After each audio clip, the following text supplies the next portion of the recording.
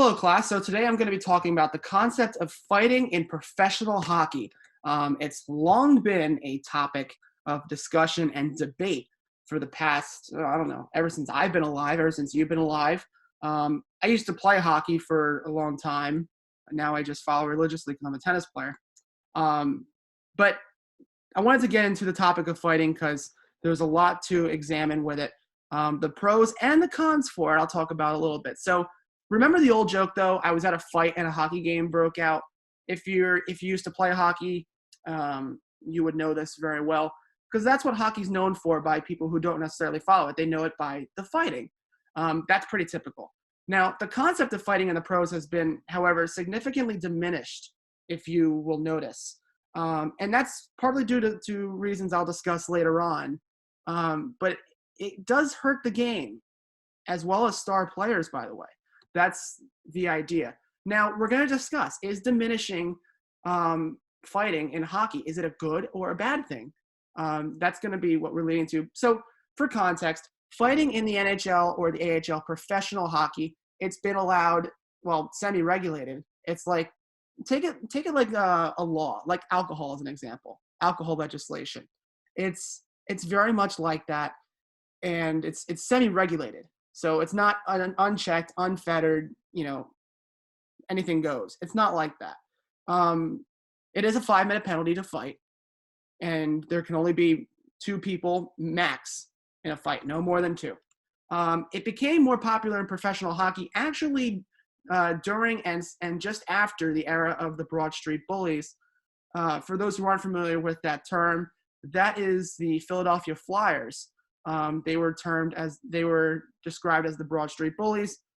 People your parents' age would know that very well because they were known for taking on the Soviets, the Red Army, back in the 1970s and 80s. So a very famous term in hockey is the Broad Street Bullies, and that's where fighting really became popular after that time because they were one of the roughest teams in the history of hockey, and that's been well documented. Players are being forced to fight with helmets on. Referees are intervening much earlier than they did ever before. So we used to see fights go for 30 seconds, 40 seconds even. That happened a lot. It was actually typical. Now they're stepping in maybe about 5 to 10 seconds. And I actually cite a fight I will get into later on in this presentation that didn't even last about 15 seconds. It's actually astounding. And it happened this season. So first off, let's get to the main points. If you don't have fighting in professional hockey, this hurts star players the most. So I'll give you an example. You get a player like Sidney Crosby, right? A top player in the NHL. For those who are familiar with him, he's on the Pittsburgh Penguins. Say he gets viciously hit into the boards fighting for a puck. A shot to the head, anything like that. And he's far away from the puck. And it's just a dirty hit, okay? Who's going to be there to step in and defend him? Now, these people are what we're going to describe as enforcers.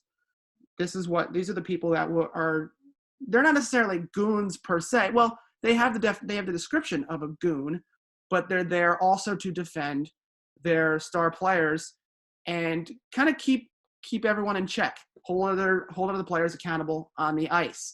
Now, Brave Stick Hockey actually gives a meaning to the term enforcer in hockey, and they say it is to try and respond and deter the opposition from engaging in dirty play, and then enforcers are generally employed to protect their smaller and more skilled players from any violent conduct from opponents.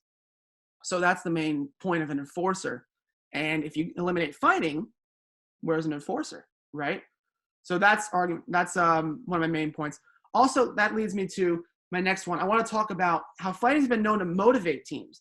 Fighting is not just known as a way to defend your players, but it's also known as a way to spark a team. And a good example of this, one that came up first in the back of my mind because it happened very recently, was a game back in January, opening night this season. It was actually a game between the Toronto Maple Leafs and the Montreal Canadiens. The Maple Leafs were down 3-1.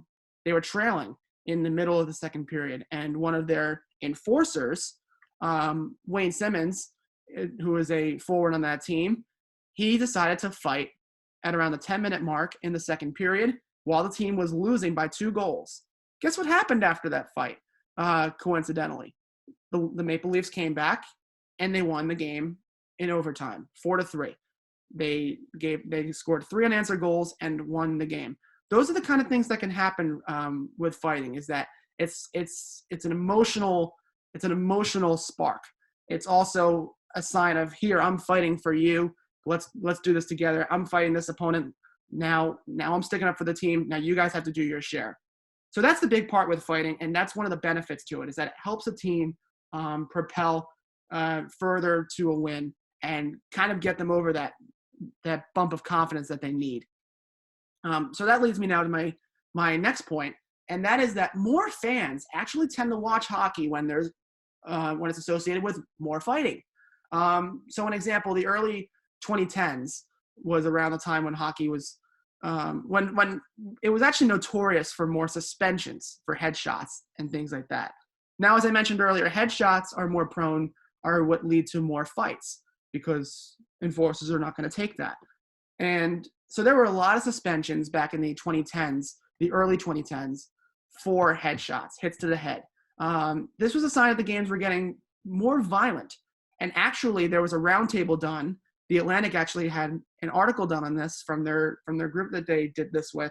And they examined the 2012 NHL playoffs and how the first round alone had more fights than the previous year's playoffs entirely, which is an incredible stat. But it showed the increase in fighting in hockey during that time period. There are many reasons for why that's diminished. I'm going to get into that here next in my rebuttal. So there's a lot of people that will tell you that they believe fighting should be eliminated from the game of hockey. And people have reasonable concerns. So I'm going to talk about that right now. So some people believe entirely in eliminating it because it has a neurological effect on the players. So we can see concussions and so forth. Neurosurgeons have claimed to examine this and say that about 10% of all concussions in the NHL result from fighting. So that is a cause for concern. However, if you eliminate fighting from the game, what's to stop a player from actually still doing it? It's like legislation, like take guns as an example. You know, if you have a ban on guns, people are still going to find a way to get them. There's always going to be a black market. Now, there's not a black market in hockey. Don't misunderstand, because that sort of thing doesn't exist. But there is also the idea that just because a rule is in place doesn't mean it's going to stop people from doing it. And the main purpose is for safety. So you can't physically stop players from wanting to fight. And also at the same time, you'd have to get rid of checking. You have to get rid of hitting. Anything that leads to the emotional drive to fight. Because it's not just defending your teammates. It's not just defending or leading a spark to your teammates. It's also a fight could just be a result of frustration, of growing frustration from a shot you didn't like in the boards, or one when battling for a puck, or a certain open ice hit where the guy with the puck goes flipping over and maybe a couple guys didn't like it that much. These are all other reasons for fighting, and people want that eliminated completely. However, you would have to eliminate everything in that case, and the game would not be nearly as interesting. I think a lot of people would agree with that. If you don't have any physical aspect to the game, besides taking the puck and shooting and passing, you don't really have much at all of hockey, right? It'd virtually be nothing. That's why the physical aspect of the game is so important to a lot of people, and that's why fighting, while a lot of people may not like it on a moral level, it's actually essential to the game and actually keeping it and keeping other players in check. So to conclude, the concept of fighting in the NHL has been significantly diminished. This hurts the game, and as well as star players, as we mentioned earlier. We see star players needing the help, like an enforcer, to defend them and all the other more skilled players, to keep them healthy and to also hold other players accountable. That's one of the main points here. Also, fighting also motivates teams. It puts a spark. It kind of lights a fire in a team to go out there and do what they need to do to get a win, whether it's coming back, like I mentioned earlier, in a game or so forth. this is one of the most important parts. It's a spark, and it's a good thing. It sparks fans too. Not really in a time in COVID because there's not fans really, not many fans. But when there's fans in an arena and the home team's losing, this also plays a profound impact on the crowd. Also, on a marketing standpoint and a bandwagon standpoint, more fans are interested when there's more fighting around. It was more popular back in 2012 when there was fighting. I think that's one of the more important things to take out of this is that more people are attracted to it. It puts a lot more people in the seats, which is one of the main points I'm making. So I want to conclude by this. What's going on in the game today makes the old joke, as I mentioned before, I was at a fight and a hockey game broke out, makes that joke kind of more irrelevant today than it ever did. So that's all I got. I hope to see you guys later.